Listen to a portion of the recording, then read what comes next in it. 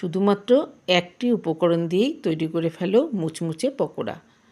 আমি এখানে হাফ বাটি মুসুর ডাল 10 মিনিটের জন্য ভিজিয়ে রেখেছিলাম।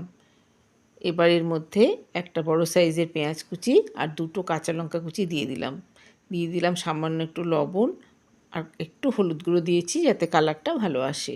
তোমরা চাইলে লঙ্কার গুঁড়োও দিতে পারো। খুব বেশি মশলার ব্যবহার আমি করিনি।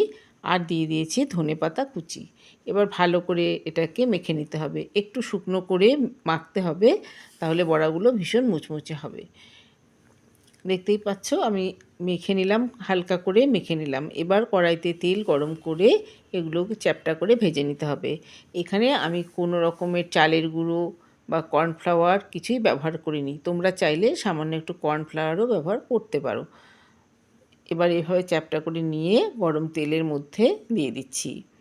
মিডিয়াম টু হাই ফ্লেমে দুপাশ বেশ ভালো করে ভেজে নিলেই রেডি হয়ে যাবে মুচমুচে পকোড়া।